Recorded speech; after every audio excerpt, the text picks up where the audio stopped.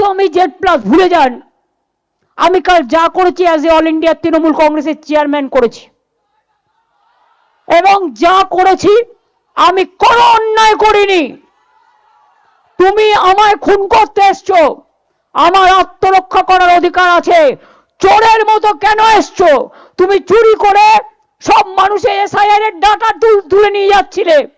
তুমি আমার BLA-1 এর ঠিকানা, BLA-2 ঠিকানা, সাধারণ মানুষের দরখাস্ত, তুমি সমস্ত ডেটা আমার অফিস থেকে চুরি করছিলে, যে আইপ্যাককে আমরা অথরাইজ করেছি। তোমরা তো 6টা থেকে ঢুকেছো, আমি তো গেছি 11:45-এ, 5.5 ঘন্টায় সবই তো চুরি করেছো। বাকি কিছু রেখেছো? আমি খবরটা শুনেছিলাম, কিন্তু আমি ভাবলাম হয়তো কথাটা বলতে এসছে। তারপর আমি প্রতীককে ফোন করলাম, দেখলাম ফোনটা বেজে যাচ্ছে, ফোনটা ধরছে না। তখন আমার একটা সন্দেহ হলো, আরে পার্টি সব নিয়ে পালাচ্ছে না তো?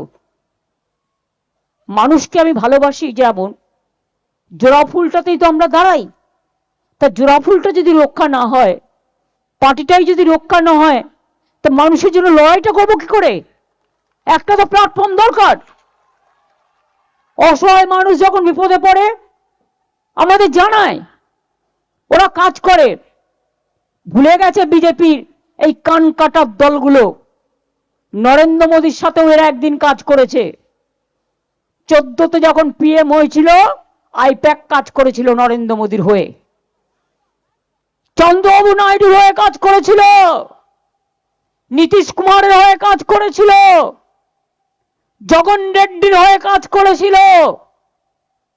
তখন প্রশান্ত কিশোর ছিল, এখন মালিকানা বদল হয়েছে, প্রশান্ত এখন পলিটিক্যাল পার্টি করেছে। তাই প্রতীকরা এখন দেখে, আমি সেসব নিয়ে ডিটেলস আলোচনা করব না, কিন্তু ওদের আমরা দায়িত্ব দিয়েছি আমাদের IT সেল দেখার। আমাদের একটাই, সবেধন নীলমণি। আর বিজেপির তো কয়েক কোটি কোটি কোটি টাকা আগে খেতে হতো না, একটা বিড়ি দিনে 3বার টানতো হয়তো। আর আজ দেখুন কত অহংকার, বাপরে, রণরঙ্কা বাজিয়ে আসছে। দাঙ্গা